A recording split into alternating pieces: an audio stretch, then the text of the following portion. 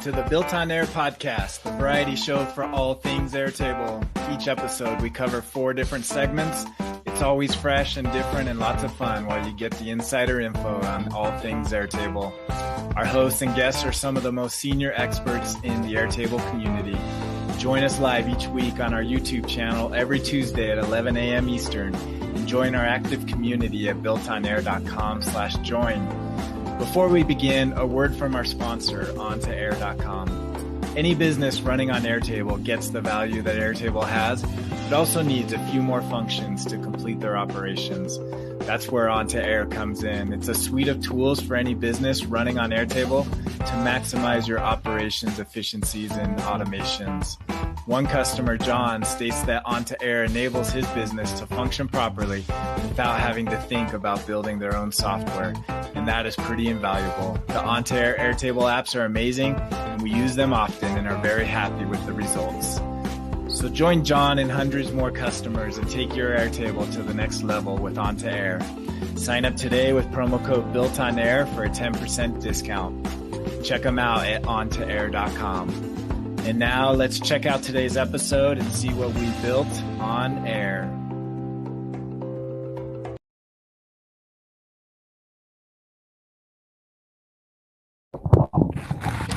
Welcome back to the Built on Air podcast. We are glad to be with you. We've got myself, Dan Fellers, regular host Camille Parks, and Alli Alosa with us.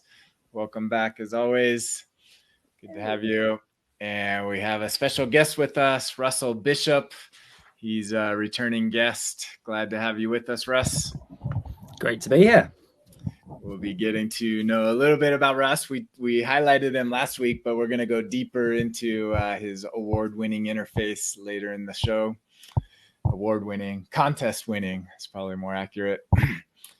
So, as always, our Built on Air podcast, a live show every Tuesday, 11 a.m. Eastern. We go through 4 different segments. I'll walk through what we're going to be talking about today.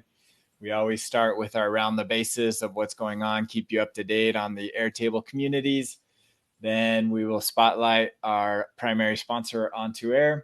Then Russ will be showcasing his contest-winning interface of My Wardrobe. And then Alli will be going through the Page Designer and some advanced tricks with Page Designer app. And then a shout out to our community. And then finally, Camille will finish off with a scripting, showing how to interact with linked records and whatnot. So with that, we will start with Round the Bases. Relatively quiet week on the community front. No feature releases that I'm aware of. But there was one. This is from a previous announcement that came out. I think we talked about it last week.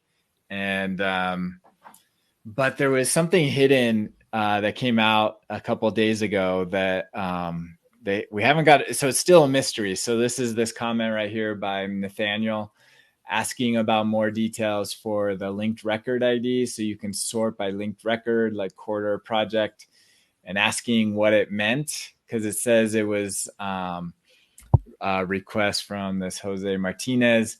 And then Alan adds on, if it's this request from Jose, then it's a pretty big one.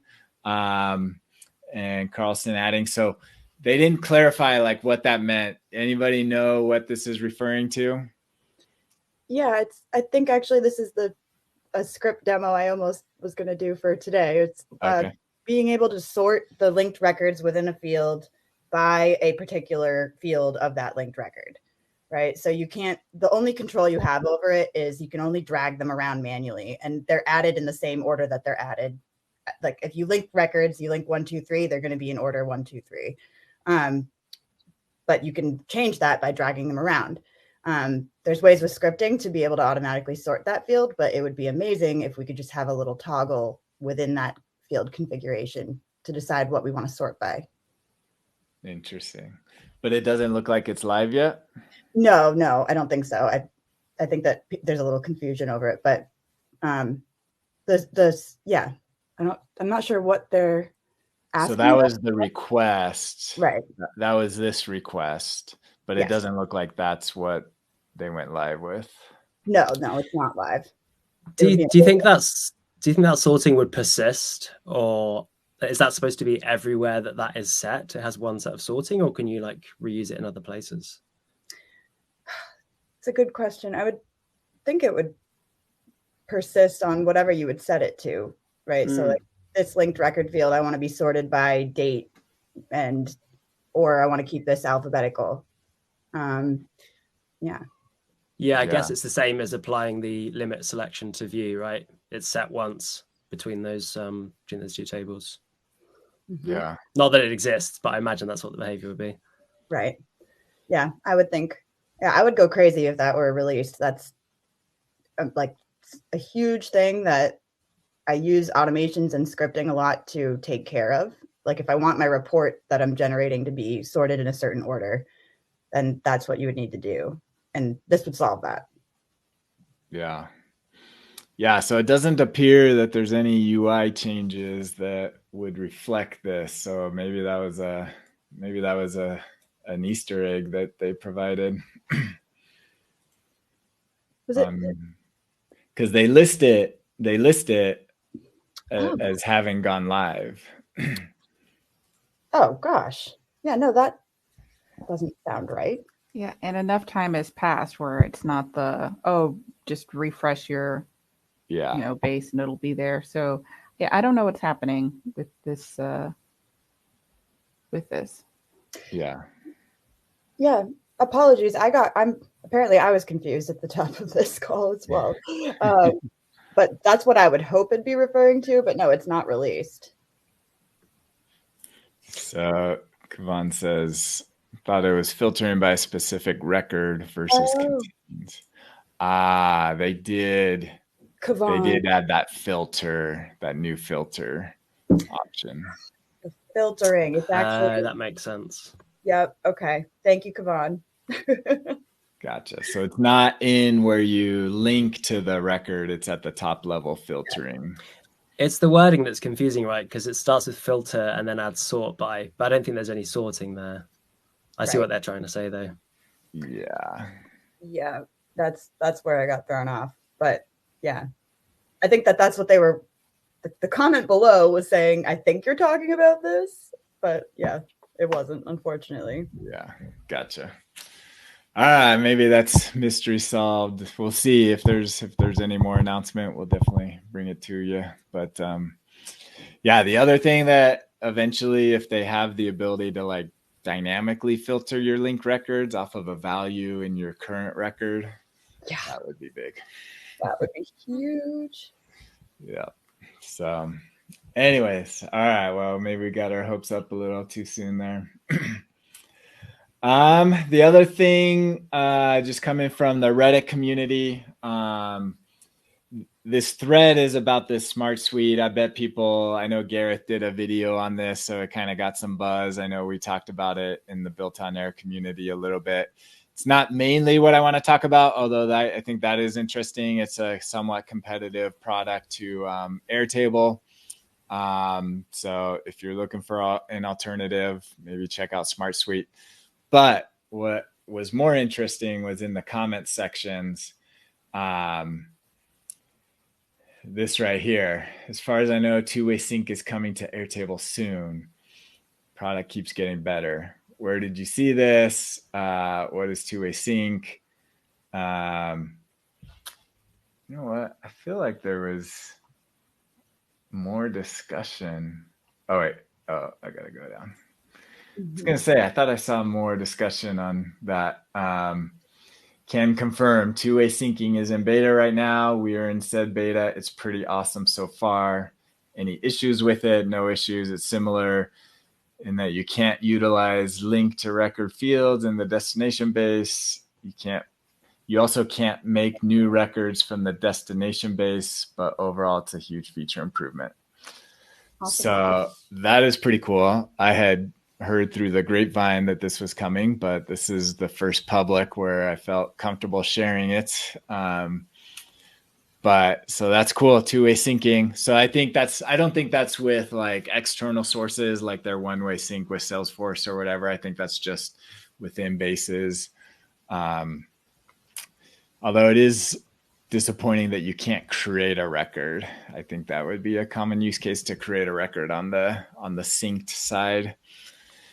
So I don't know, any thoughts on two-way syncing coming?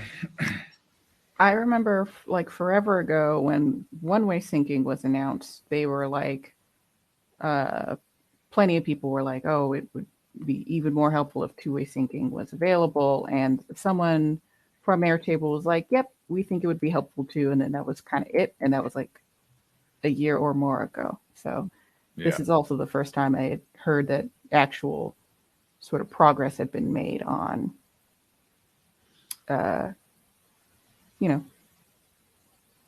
building that feature in there. Yeah.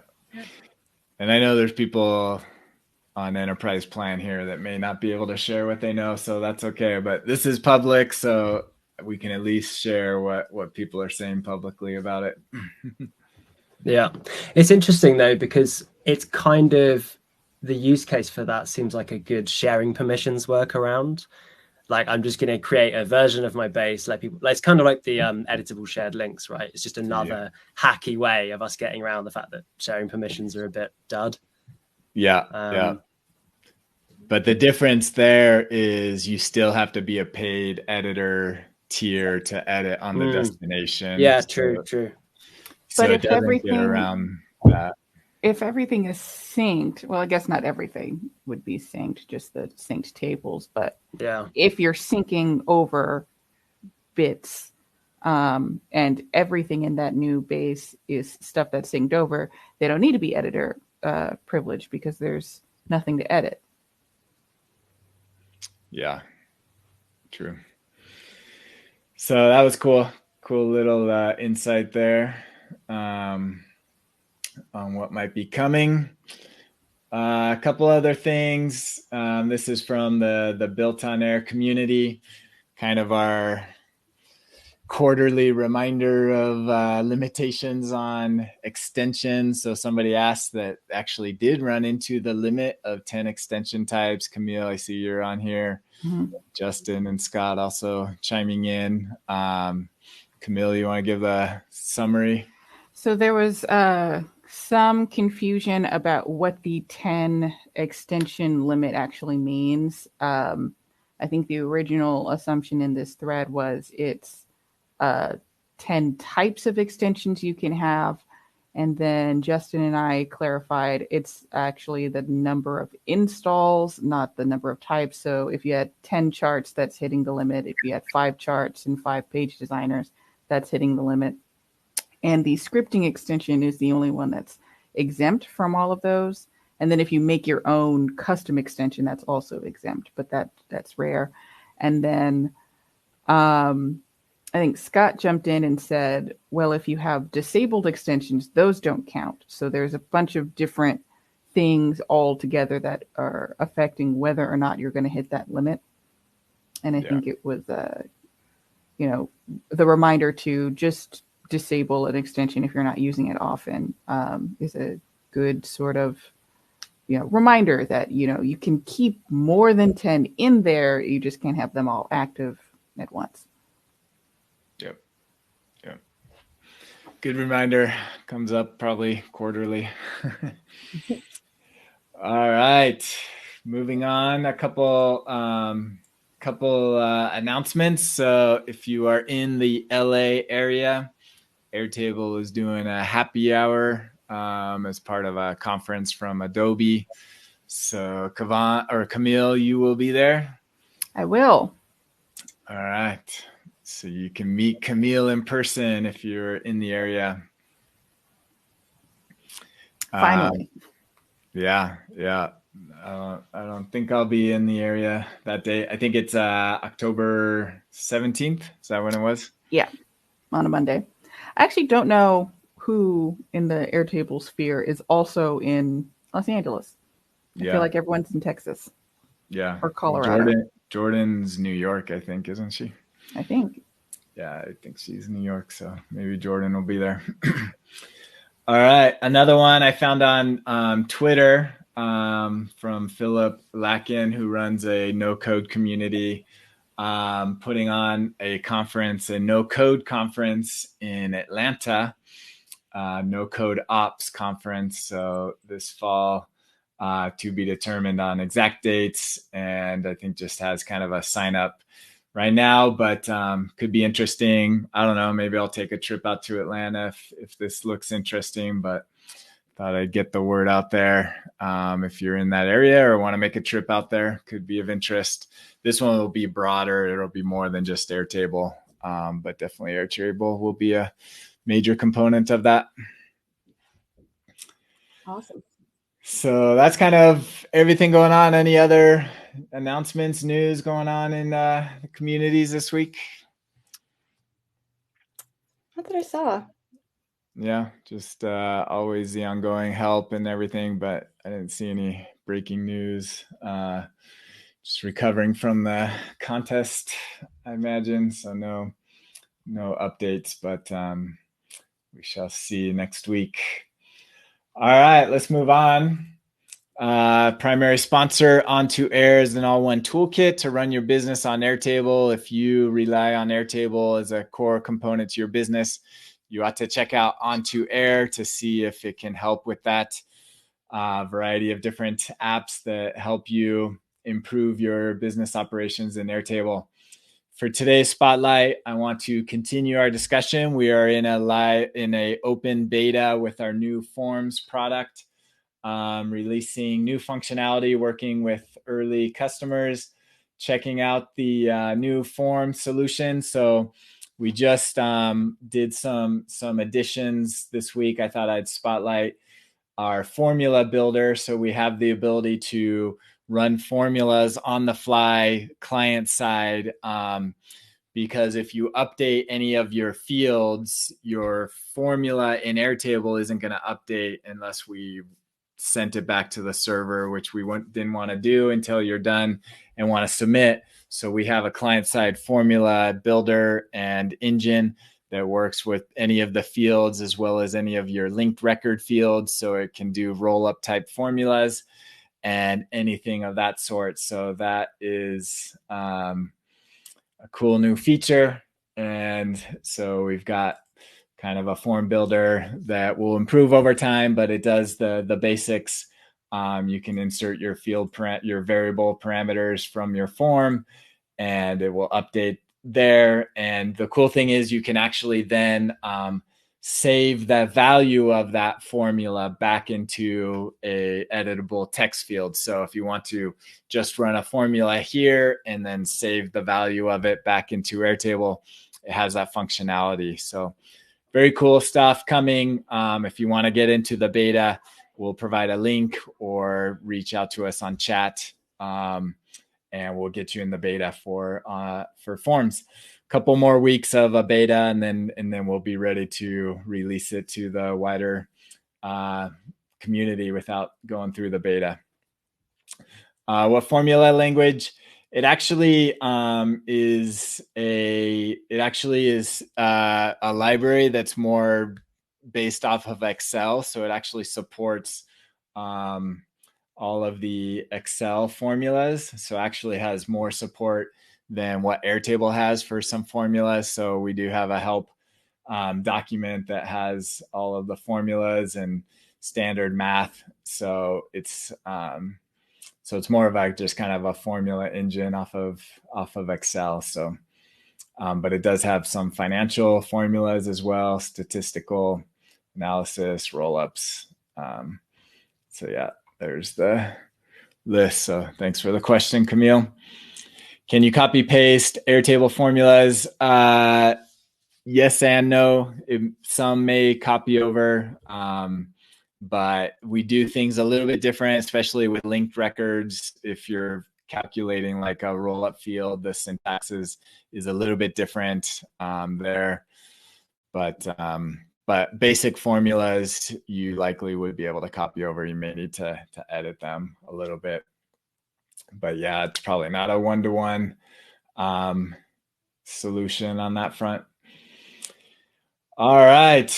moving on. We're now going to dive into interfaces with Russ. If you want to share your screen. Awesome. There you go. Take it away, see Russ. That? Yep. Cool. So there was a very helpful introduction that Camille did last week about how my wardrobe works. So this is the set of interfaces that I submitted into the competition. I'm going to run through 2 bits of functionality which are automation based, just to dive into a little bit about how I did that. Some of it involves some scripting. My JavaScript is pretty poor, to say the least, but it is good enough to put something like this together, which is hopefully a bit of a testimonial to no-code tools, is that you can be sloppy and still get the job done. I'll give a quick overview of what the interface and base does, and then we'll hop into how some of the functionality works.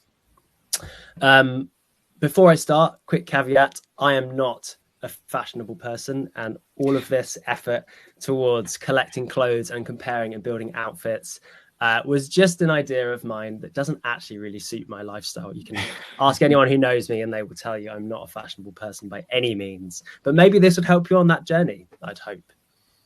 So we'll have a look at... These are not your real clothing? No, none of them are. In fact, a slight tip, I actually just went looking for some quite nicely cropped clothes online so that they'd look good in the base. Maybe that was cheating, who knows? So just a quick kind of overview of what's happening in here. So we have the items table in my wardrobe, and each item is categorized as a piece of clothing. So this interface here is the item gallery. It just gives you a rough breakdown of what you have in your wardrobe, and then it gives you a shortcut to go in and edit one of those items. For some reason, it jumps you through the record there and then into the interface. But so that's items. You store metadata about your clothes. And then the point of the base is that you would then collect those into outfits. So in here, this is what's called the outfit builder in the create outfit interface. And basically you can hop through and change some of the layers in here. If you were watching last week, you would have seen that none of these automations were working. Annoyingly, that's because you need the automations from the base to actually make it function. And the link that was provided, I think, was to Universe, which, as we all saw, doesn't copy over your interface or your automations for you. So that's why it wasn't working last time. But these are the kind of 2 automations I want to jump into. One of them is about changing a layer. And the other one is saving an outfit. So I've made something that's fairly unwearable here through my 6 items of clothes. Each item has a layer 1, layer 2. If I liked it enough, I can then choose to save my outfit, and that will run an automation, which basically takes a copy of the configuration we've got here. And if you go into my outfits, you now have that outfit saved in here. And you can also later on choose to edit it, which pushes it back into that interface, and you can edit it again. So the first automation we'll have a look at, and I'll go from the interface so you can see each of the steps it goes through, is change. So each of these buttons here, updates. I'll just try and zoom in so you've hopefully got a slightly better view here. So it updates 4 fields. The first one is that it takes the current record that we're looking at. So right now we're actually looking at a single record called new outfit in the outfits table. It's the only one that has a flag on it, so you can't technically navigate away from it. But that is what allows us to have all of these linked items to this single record. And so what we're doing is we're updating the new outfit record to say, I want to find something from upper, which is this one we're about to change here. I want to change layer 1. I'm going to run an automation called change, and then I'm going to change the status to changing. So these first 2 is just sending some instructions to the automation we're going to run. And then this last one here triggers the automation. The last point here, where we change the status to changing, just updates this little status bar at the top to tell the user I've actually clicked something. That's actually a really important part of this, and something that anyone who's built interfaces will probably have figured out by now, is that often an automation can take like at least 4 seconds if it's doing a find, sometimes 10, depending on how Airtable's behaving that day. So it's always good to update something on the screen to tell them something's happening in the background before you just, wait for an output. And I'll demonstrate that for you in a second. There's a little bit of trickery around here that makes it seem faster than it actually is. So those are the 4 fields that we're going to change. And if I hop into the base here, so as I said, we're now in the outfits table, and this is the only record that we really care about. This is new outfit. The rest of them are all of my saved outfits that I've got from before. So you can see here, if I just run that automation quickly, we'll say change upper 1. It's now changed these records in here to say upper body, layer 1, change, and then it updated some statuses. So when it does that, it is triggering an automation up here,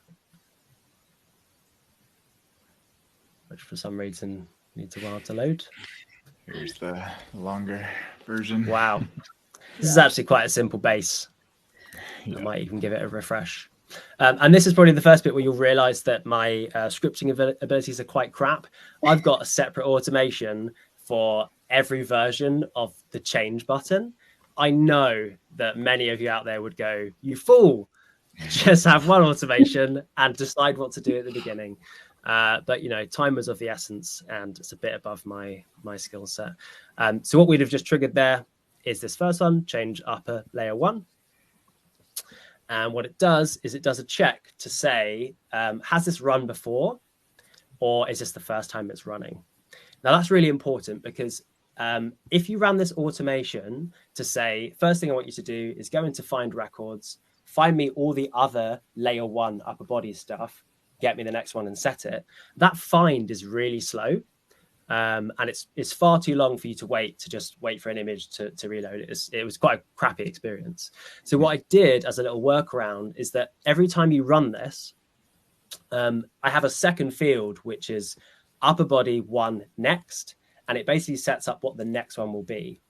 So instead of waiting for the finds to happen, what I do is just update the record and I say, get the item that we prepared last time in the next up field and move it into layer 1. So we don't have to wait for the find records to happen and the user sees what's happened in front of them. And then afterwards, I do the find where I need to find what the next item will be. And with that find, I then just push that data into the next up field. So the user never sees this kind of hidden next up field. It's only used for the outfit builder, but it means they get a result quicker.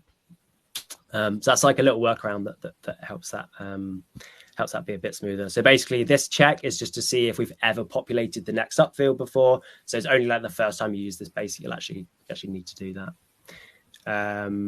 We'll have a quick look at the script as well. I think it's fairly simple.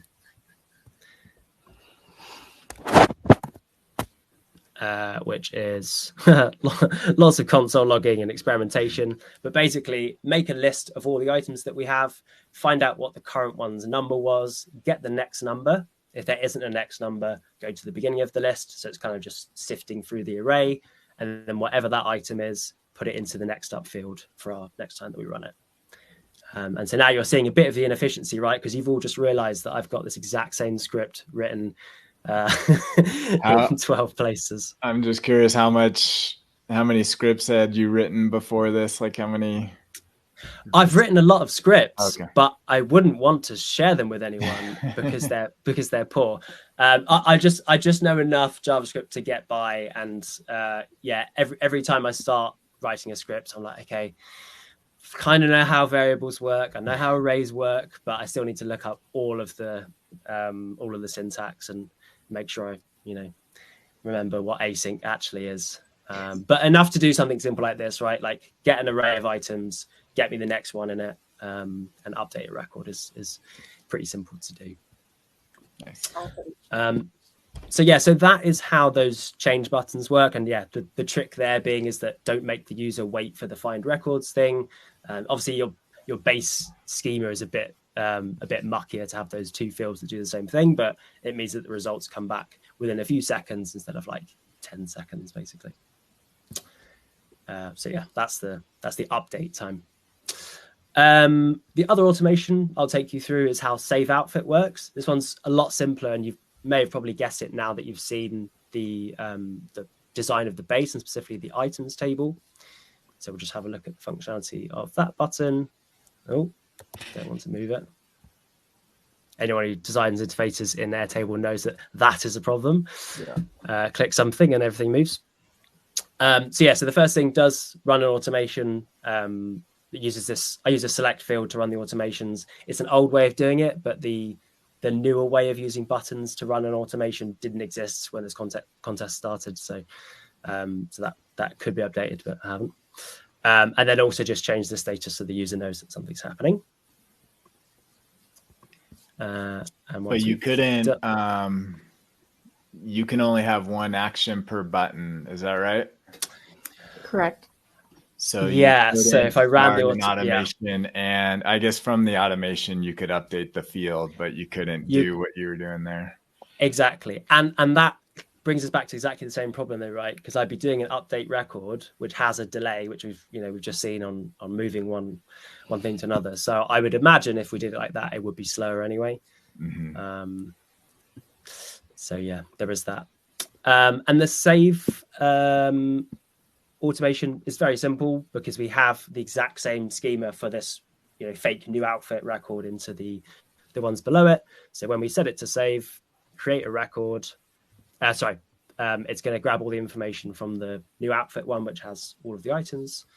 And then it will create a record in the same table, and it just does a complete clone of all the information you've given to it, and adds in a handy name, which is outfit and today's date. And that is how you save your outfits. So those are the two automations. Very cool. It's awesome. It's cool that, like just a simple 2-table base can generate like this kind of experience with the interfaces. It's kind of why I wanted to do it as well. Keeps it simple. Right. Before, without interfaces, like that base would not be much to look at. Yeah, this would be unwieldy. If you didn't have interfaces, you could still have done the same thing, set up the same automations and whatnot, but like to look at it all, I guess, in a gallery view, but it would be, it's so hard to edit anything in a gallery view. It really can't do much in it other than just show you things. And so I was saying last week that your interface, I couldn't immediately tell that it was Airtable necessarily. You came up with a layout and implementation that didn't like scream, I'm looking at an Airtable interface, and that you just sort of showed how flexible it was. Yeah, and the nice thing of that is, in my day job, I run design ops for an agency called Lighthouse. I do a lot of dashboard design and stuff that is very, very different to this. So it was a nice break to think about it more as like a consumer tool, because I don't really get to do a lot of that. It is unique, and I could do an interesting layout with the linked records, and like I rarely get to use galleries because we don't do anything that has imagery attached. So it was a nice excuse to make something a bit more attractive and less data heavy. I know you've come out with your own designs or improvements for the UI experience. I've seen some of your mock-ups in the past. What's your wish list for interface designer? Well, interestingly, I've got a session on Thursday, which I think a group of the winners are invited to talk to the product team about improvements to interface designer. Nice. It's a group session, so I feel like it might be the loudest voice gets heard. So, luckily I've got quite a loud voice, so that should be all right for me.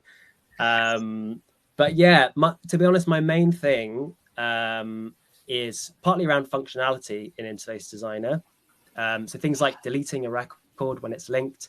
I'm sick of like setting up these fake select automations to run like delete this thing. It's obviously a waste of all of our time to have that and write a little script that does it. So stuff like that, just, make things easier for me. I don't need to ask my users to go into the base just to delete something or, do some workaround. my major gripe, I suppose, is just around the navigation in Interface Designer. We've seen from some of the previews that they are completely, well, not only overhauling the navigation for Interface Designer, but also just how this is all structured and making it feel more like a product that you've built rather than a set of pages that people can hop between. So I know that that's on their roadmap, but yeah, things like if I had another section of interfaces outside of this one, you can't really get to them without going to the base, which is the noisy view, and then going back in, and the navigation is just not easy there, especially if you want to move an interface from one section to another. It's impossible, which is a big problem when you want to change your sitemap for users. So yeah, a few things like that. My other big one, as a tidbit, is like numbers. So numbers are really lovely to have in an interface, right? Especially if you're putting together a dashboard of key figures. But we don't always want to have a number as being like, go to a table, find me all of these things, filter it. Like, it might just be that this record has a column with a number in it. I just want to show that number. Yeah. It's pretty simple, right? Like, I care about the appearance of this and not so much the functionality you're giving me with numbers. So just let me set any field to look like this with a label below it. It will just give me so much more control. Agreed. Colors, give me some conditional colors as well. Like, sometimes the number's positive, sometimes it's negative. I don't want to have to make another field with an emoji in it that describes like how you should emotionally react to this negative number. So yeah, like stuff like that would just make it simple, right? Like, we've got conditional colors in other places. Yep. I agree. Those last two bits are some things. The first time I pulled in a number component, I was like, oh, this is nice. And then I was like, why can't I use this? Yeah. It was a little odd. And then the conditional color things, it's like throughout the product or throughout the interface section of the product. I noticed the other day that you could have a checkbox field, and if you set it to large, it doesn't respect the color you applied to it in the field settings. It's just green. I was like, but I told you to be orange. Why? Yeah, there's a lot of bits like that. Kavan had a question for you, Russ. How do you see these techniques and other bases for other use cases? I mean, the saving and clearing stuff. So this is kind of new behavior that I haven't explored before, right? In that you have like an area where you can explore and then save things for later. The only problem with that, and it's kind of a metaphor for why we have forms, is that this is a single user base, right? So if I share this with you guys and you hopped in, we'd be building an outfit together. We can't do it individually. So it makes it a little bit of a specific use case, because it falls apart as soon as two people are using this base. But the idea of cloning the record, I have ideas. So you would need more. We're looking at one template record in your outfits table, right? If you, and I think you can do this by script. If you had one template record per collaborator, you can get all collaborators in a base using a script, and then, link them all to a record and use that collaborator, assign it to a user field. Then this page could filter down and only show you the current collaborator's template. And then, it would work the same way. And you could choose to carry over the linked collaborator or not. Maybe you just have a table full of all outfits, or you could have a table full of all outfits, and each outfit is still linked to whoever made it. I guess it would filter by collaborator. It wouldn't carry over in a created by field because it's created by automation. But you could use last modified, because it does do if someone clicks a button to change a single select field, it does respect who clicked that button as the last modified by. I've been doing it. Does it work if you have lots of, like, I feel like if you threw enough people at it, Airtable would get confused at some point and be like, I don't know who clicked it last. Totally. One of you do it. If two people clicked it in quick succession, then it could step over each other. Yeah. But I mean, that is a great kind of Stockholm syndrome workaround of how we could make this work for ourselves. But really, like, this is what you want form design to one day look like in Airtable, right? Like this could be a type of form that I've put together, and behind the scenes I'm building what each of these linked records is, but this is what the user gets to view. At the moment, this is why people build form solutions on top of Airtable. It is very basic, but it does give us that single opportunity where a user just sees what their input is, and that's it. But yeah, ideally this would be a kind of advanced form you could put together that is pulling in linked records and all that kind of stuff, filtered by things that you should be able to see, that kind of thing. Yeah, Kavan mentioned similar idea of using a placeholder for each user.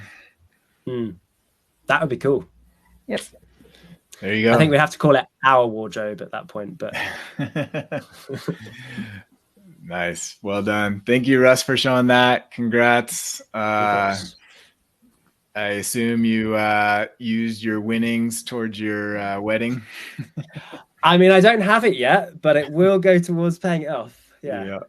Congrats. Russ just got married, so timing.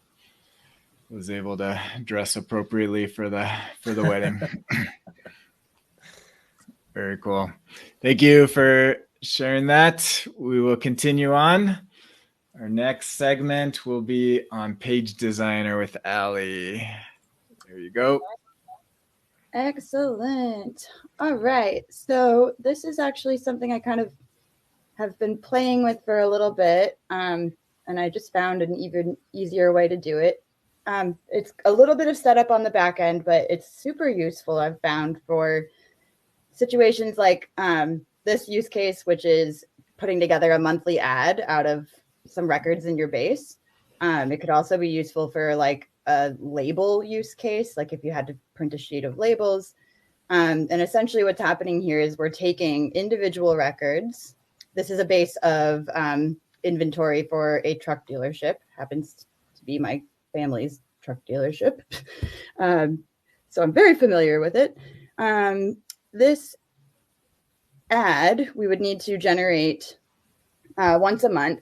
And instead of having to train somebody on how to use Photoshop or InDesign or Canva, I mean, we do use Canva, but this makes it a lot easier because we've got all of the information we need for the ad right in Airtable.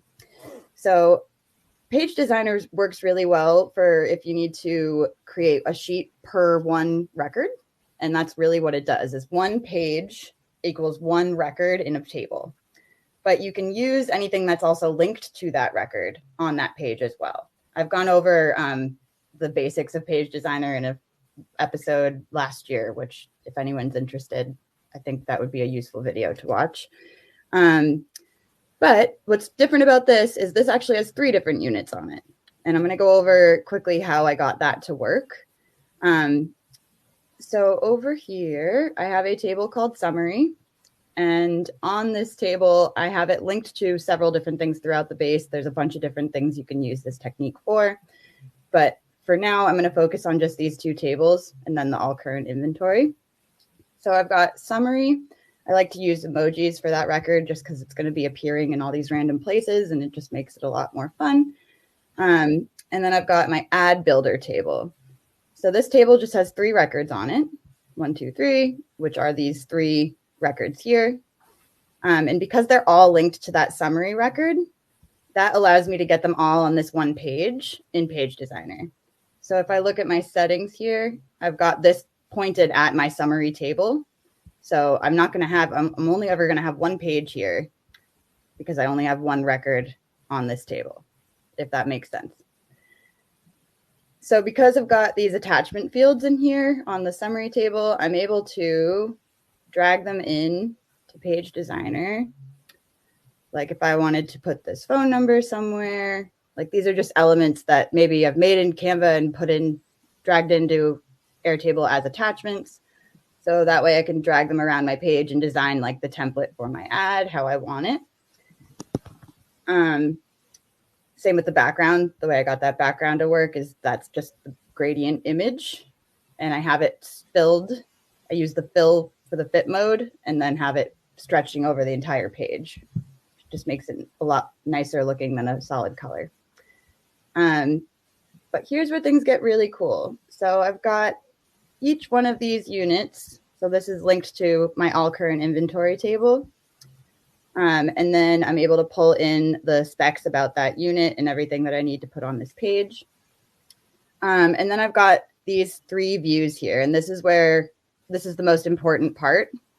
I've got these filtered just by that slot number that I've set. So this view is going to be for slot number 1, this view for slot number 2, and this for slot number 3.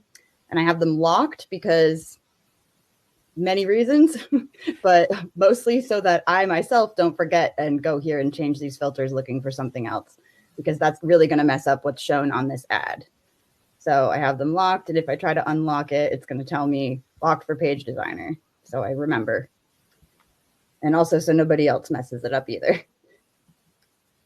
And so if let's say I'm going to just like delete this one here so I can kind of show you how it's built. I'll just leave it there. So I want to find my linked record field for ad builder, because that's on my summary table. I need information from these 3 records. So I'm going to be pulling that field in.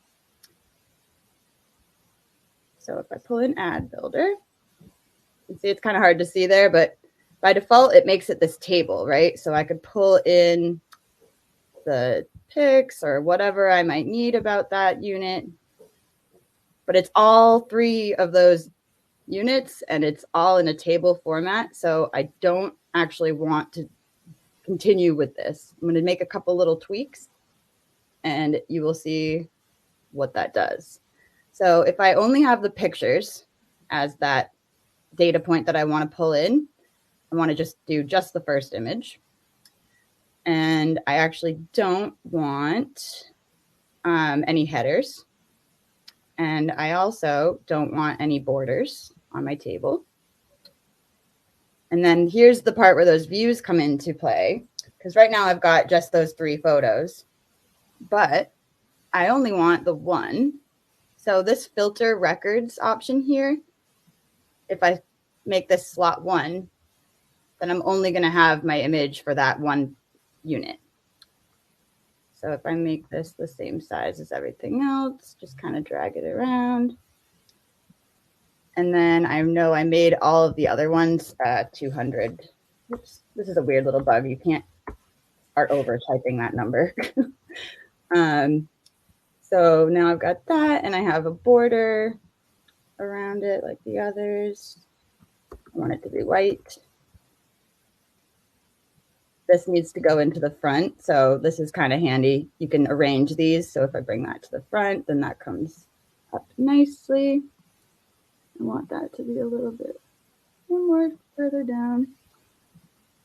And then this needs to go to the front as well. And so this is another, just an attachment image that I have on the summary table, that little starburst thing. So now I can make everything there.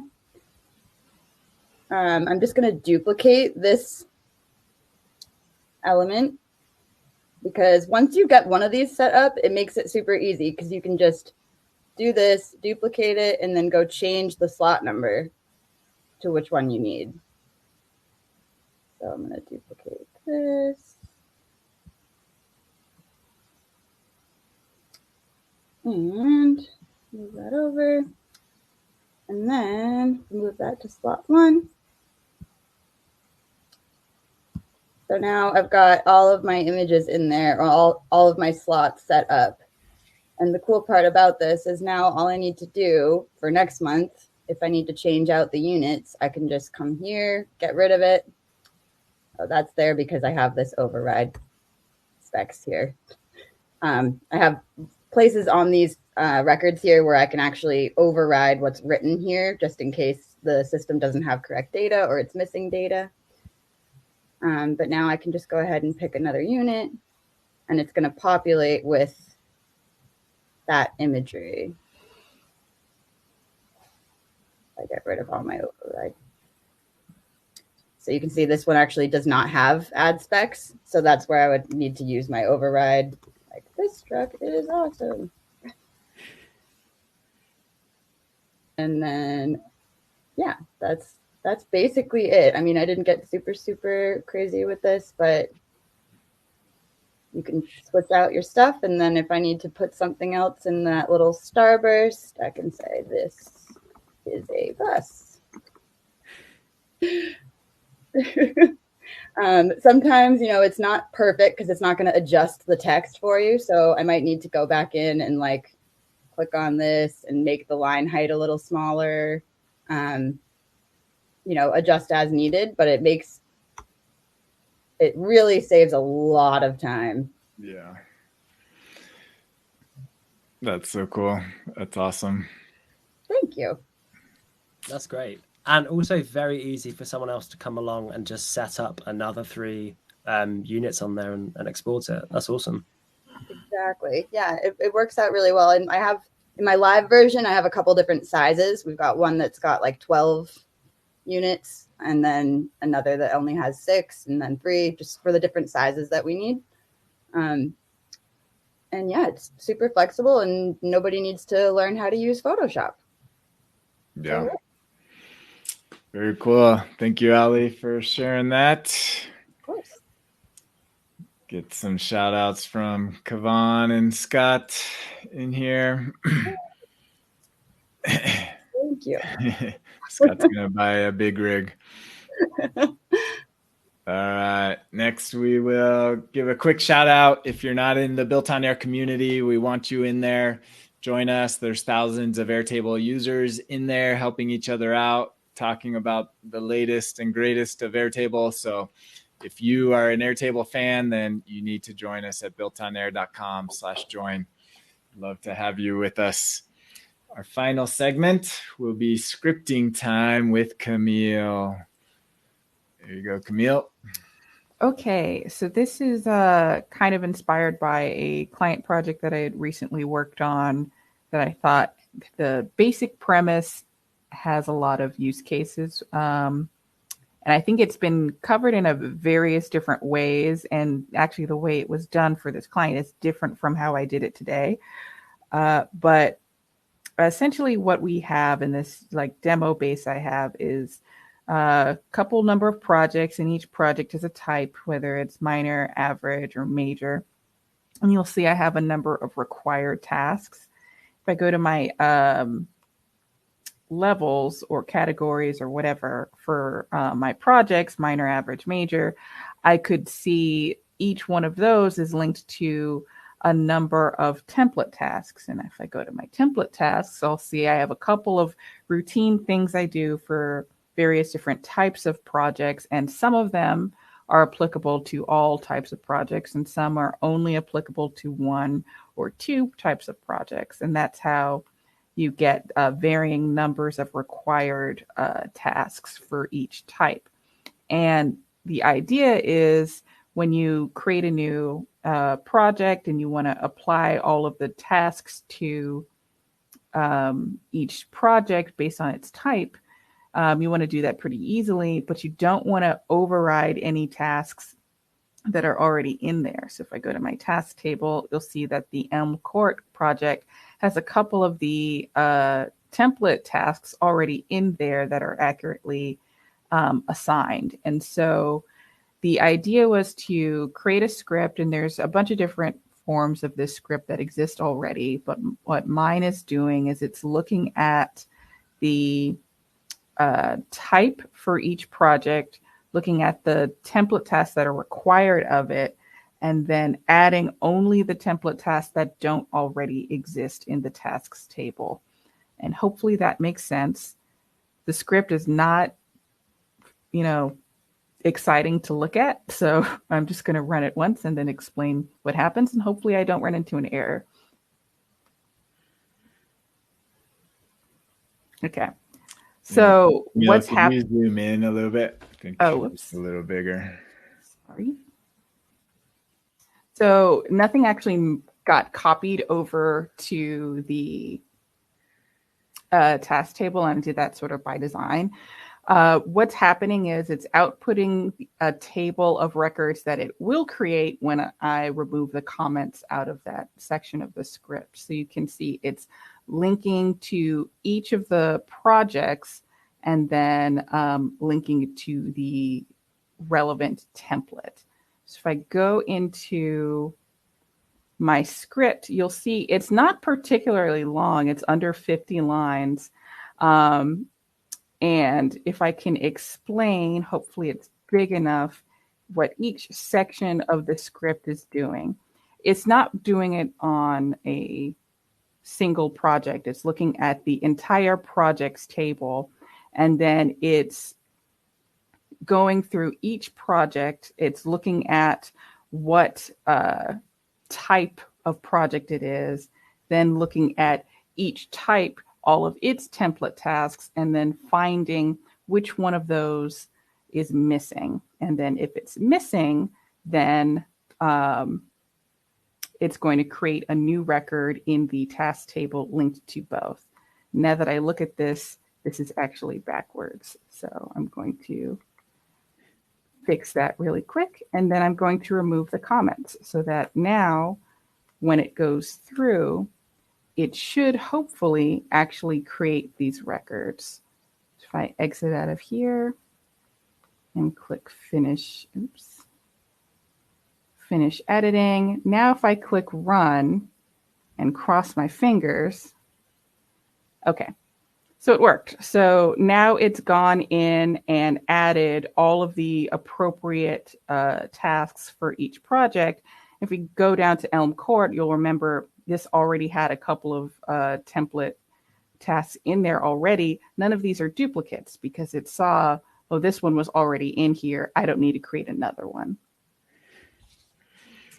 Gotta give, Kavan is impressed with your flat map usage. You know, good old flat map. When you start dealing with JavaScript and arrays and something like scripting an Airtable where you're oftentimes creating an array of records, record values that you want to create. If you have to deal with linked records, you might end up doing what I'm doing, which if I make this big again, I'm going through each project record in my base. So there's 3 of those. And then I'm getting the template that it's applied to. In this case, I think Elm Avenue or Grove or whatever had the average template assigned. So I'm looking at the linked record to the project. And then that linked record has a whole bunch of other linked records. So the template has something like 7 linked records that I may or may not have to create. And that's an array, but I'm already inside of another array. That array is the projects. So what flat map does, it prevents you from having an array inside of an array. What it does is it just sort of outputs a single array of updates, because that's effectively what I want at the end of the day. I only want one array of updates. I don't care how many, projects are being assigned to it. It doesn't really matter. You can see they're all sort of lined up by how they're ordered in that first view. But I don't need a separate array for each batch of project. Something that I could have done and chose not to do was at the bottom of, instead of using a flat map, use for each or something. And then at the end of that for each, create those records for that particular project, then move to another project and create those records and then move on. I think it's oftentimes more efficient to update them all at once so your script doesn't get stuck in this array. Yeah. And so then there's go. I'm sorry. Go ahead. I was just going to say, is it kind of like it's like spreading the array and like? Yes. Okay. All right. It's spreading, which is like if I had something like down here and said let spread equals. Right. It's doing that basically. Right. No, that's cool. I didn't know about that. I'll definitely have to try that out. Flat map. It's so many. I think I found flat map when I was doing master calendar, because master calendar was very similar in that I had all of these different arrays, but I just had one calendar, and I don't need all of these things nested. I just need a list of events, and Flat map, game changer. Except you're using slice and not splice. And I know. And the reason I'm glad you brought that up is I did it wrong down here. If I do, hold on. And now I have to delete some records so you can see what I want it to do. I'm going to delete these because if I ran this again, it would create no records because no records are missing. If I run it again, hopefully it'll do the thing. Yeah. So the reason I didn't use splice, I used slice, is because I wanted to output. Imagine I had like hundreds of records I needed to create, which I had to do in my client case. It was a data migration thing. We were migrating thousands of records. I think we ended up at like 42,000 records. What I wanted was each batch that you're doing, tell me what record what project we're currently on, so that if I run into an error, I know, okay, I could pick back up from this record ID and not do the whole thing over if I need to make some adjustments in my script. If I used splice, it would have been a little bit harder to have this sort of output, but it's not necessary. I think I still could have done it. It just would have been a little bit difficult. But with the second run, you could see only 2 records are created because the other 2 projects had all of their necessary tasks already in here. And the 2 that I deleted are the 2 that are missing. And that's why only 2 were created here. Okay, you got to run it one more time just to make sure it doesn't create any. Yeah, I didn't build in any sort of error handling in this demo, so nothing should happen. All right. There you go. All right. Yep, nothing happened. It worked. Awesome.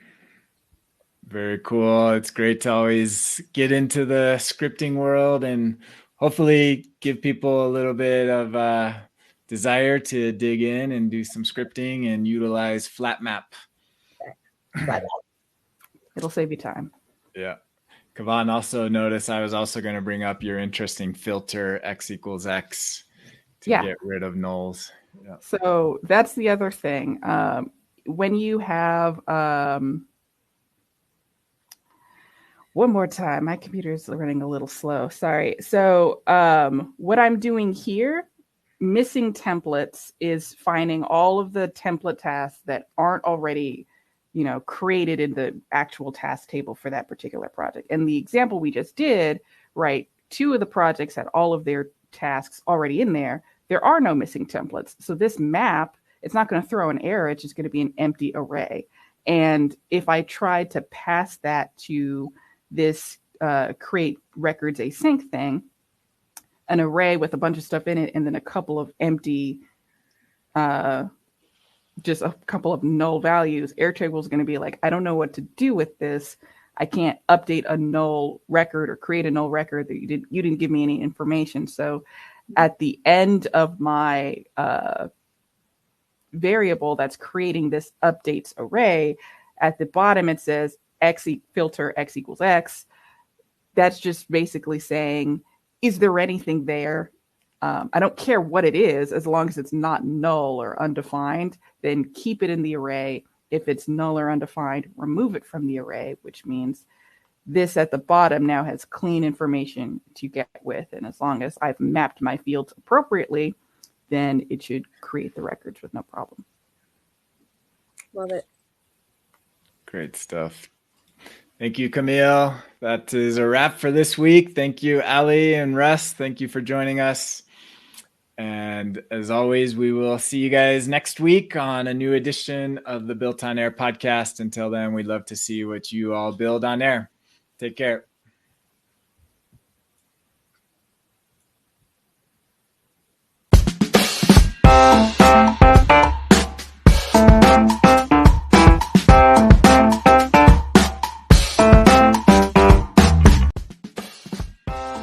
Thank you for joining today's episode. We hope you enjoyed it. Be sure to check out our sponsor, ontoair.com, and we will see you next time on the Built on Air podcast.